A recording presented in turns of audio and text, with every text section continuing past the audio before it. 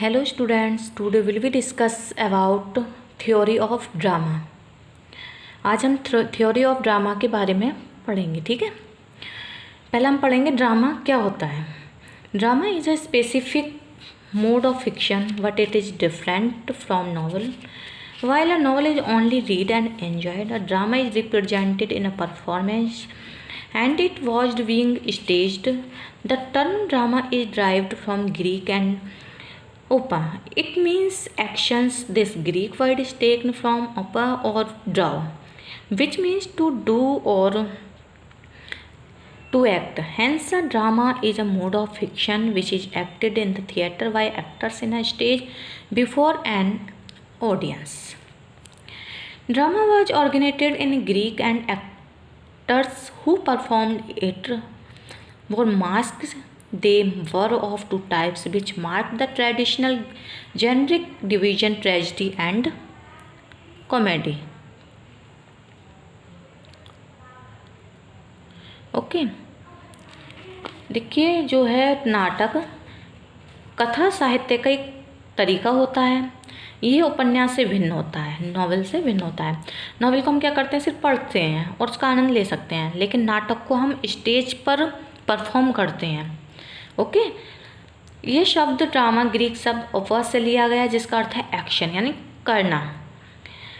Drama जब stage पर perform किया जाता है तो उसमें कुछ एक्शन किए जाते हैं। ओके, ग्रीक शब्द ओपस ड्राओ से लिया गया है जिसका अर्थ है करना या कार्य करना।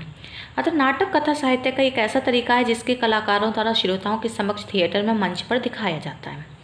नाटक का आविष्कार ग्रीस में हुआ तथा जो कलाकार नाटक करते थे वो मुखौटे पहनते थे। पहले क्या पहनते थे, मास्क पहन के ये करते थे। नाटक दो प्रकार के होते थे, दुखांत और सुखांत यानी कॉमेडी और ट्रेजेडी।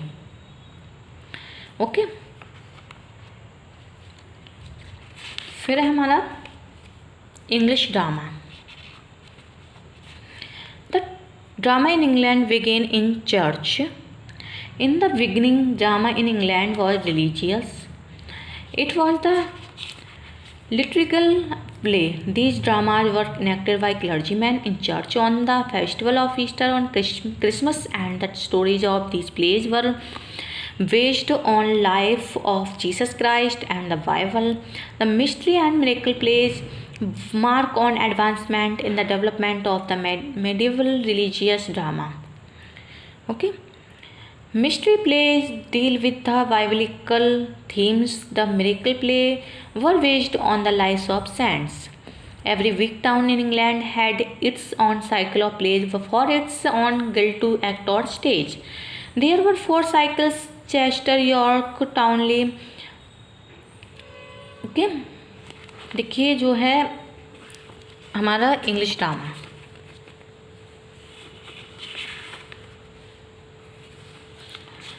ये क्या था, ये चर्च में स्टार्ट हुआ था। ओके, ये जब स्टार्टिंग में था तो कैसा था, रिलीजियस था यानी धार्मिक था। और ये जब नाटक होता था इस तरीके से था, एक प्रेयर के रूप में था। इस नाटक को चर्च में किसी त्यौहार के अवसर पर किया जाता था। जैसे जीसस क्राइस्ट थे, उनके जीवन पर आधारित होती थी कहानी, या किसी गॉड के जीवन पर आधारित होती थी। मिस्ट्री और मिरेकल प्ले थे, उनमें भी धार्मिक नाटक रिलीजियस नाटकों का डेवलपमेंट हुआ था। मिरेकल प्ले में बाइबल से संबंधित विषय होते थे और जो संत थे उनके जीवन पर आधारित होते थे। ओके, इंग्लैंड में प्रति बड़े नगरों में नाटकों का एक चक्र था। ठीक है, वहाँ पर क्या था, जो कलाकार थे वो काम करते थे। देखिए जो इसमें क्या था, कुछ तरीके से जैसे जीवन, मृत्यु, अच्छाई, प्रेम, दया, लालच, अच्छाई, बुराई, हर चीज़ ड्रामा में होती है। कभी मनोरंजन होता है, कभी कॉमेडी होती है। ओके, नेक्स्ट है हमारा अरिस्टोटल्स कॉन्सेप्ट ऑफ ट्रेजेडी। देखिए जो अरस्तु थे, इनको हम अरिस्टोटल बोलते हैं। ये बहुत ही अच्छे अरस्तु जो थे, इन्होंने एक ट्रेजेडी की बहुत ही अच्छी परिभाषा दी है।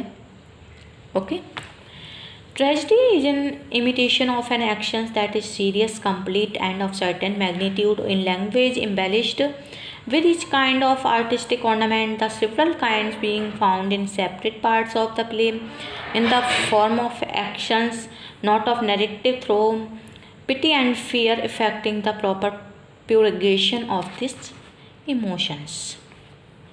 इन्होंने क्या कहा है, जो ट्रेजिडी होती है वो किसी घटना का अनुकरण होती है जो अपने आप में संपूर्ण एवं गंभीर होती है।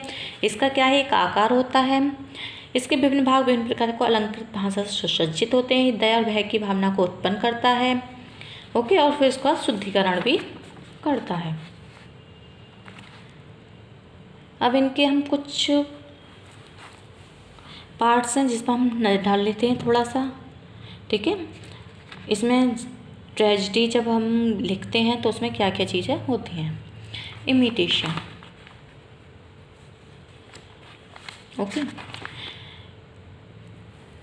इमिटेशन मीन्स अनुकरण, जो कि बहुत ज़रूरी होता है अनुकरण।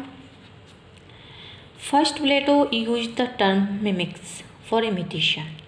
Letter Aristotle also used in poetess. The instinct of imitation is implied in man from childhood. It is natural instinct with reference to poetry which includes epic, or there are three modes of imitation: the medium, the object, and the manner. Diction, song constitute the medium of imitation. देखिए, जो imitation है ये क्या है, प्लेटो ने सबसे पहले इस शब्द का यूज किया मिमिक्स में। अरस्तु ने पोएटिक्स में प्रयोग किया। मनुष्य के अंदर अनुकरण बचपन से ही होता है। जब हम किसी, देखिए क्या होता है, बच्चा अपने परिवार को फॉलो करता है। जब छोटा होता है तो वो उन्हीं को देख के सब कुछ सीखता है। जब बाहर निकलता है तो स्कूल में देख के सीखता है, पड़ोसियों को देख के सीखता है, फिर समाज में धीरे धीरे एडजस्ट हो जाता है। ये क्या एक स्वाभाविक मनोवृत्ति होती है अनुकरण करना। हम किसी को भी अनुकरण कर सकते हैं। ओके, नेक्स्ट है हमारा प्लॉट। देखिए, plot is an imitation of serious action which emerge from thought and character. Plot is form of arranged incidents which are the outcome of the action of a character. Here it should be borne in mind that tragedy is an imitation of an actions and not of man. Not of man. It means that incidents or the plot are the end of tragedy. That is why Aristotle gives supreme importance to plot and considers it the source to tragedy. देखिए, plot क्या होता है, किसी गंभीर घटना का अनुकरण करता है। ये इसकी जो स्टार्टिंग होती है वो किसी कैरेक्टर से होती है। प्लॉट की रचना घटनाओं के क्रम से होती है जो कि कैरेक्टर में कार्यों का अनुकरण करता है। ये बात ध्यान रखना चाहिए कि जो ट्रेजिडी है किसी एक्शन का अनुकरण होती है, मनुष्य का अनुकरण नहीं करती है ये। ओके, इसका अर्थ है जो घटनाएं होती हैं, अरस्तु ने इनको बहुत ज़्यादा महत्व दिया है और ये ट्रेजिडी को आत्मा मानते हैं। चरित्र कैरेक्टर का इसमें दूसरा स्थान है। तीसरे नंबर इसमें थॉट्स का है। इन सब के होने से ही ट्रेजिडी बनाई जाती है। ओके, यानी ड्रामा लिखा जाता है। नेक्स्ट है the tragic hero. A perfect tragedy imitation action with arouse our feeling of pity and fear. Pity is aroused when the hero's suffering is greater than his faults. Fear is aroused by the misfortune of a man like ourselves. When a man like us undergoes suffering or misfortune, we fear that it may also happen to us. देखिए, इसमें क्या होता है, जो है एक पूर्ण दुखांत नाटक होता है ये ट्रेजिडी वाला। ठीक है, जो कि एक्शन का ये क्या करता है, अनुकरण करता है एक तरीके से। ये हमारे अंदर दया और भय की भावनाओं को उत्पन्न करता है। दया की भावना जब उत्पन्न होती है तो हीरो की जो कैरेक्टर होता है, मेन हीरो होता है, उसकी गलती से अधिक महान होती है। ओके, देखिए, एक ट्रेजिक हीरो क्या होना चाहिए, वो पूर्ण रूप से अच्छा भी नहीं होना चाहिए। ठीक है, क्योंकि जो उसका आप देखते हो किसी भी नाटक में जब किसी का लास्ट होता है, एंड होता है किसी व्यक्ति का, तो उससे उसकी बुराइयों के उस पर होता है, ठीक है। ट्रेजिक हीरो अति प्रसिद्ध संपन्न व्यक्ति होता है, वह वास्तविक तथा जीवंत होता है। ओके, नेक्स्ट है हमारा कैथारसिस। देखिए, कैथारसिस का बहुत इम्पोर्टेंस होता है ट्रेजिडी में। अगर कैथारसिस नहीं है तो ट्रेजिडी नहीं है।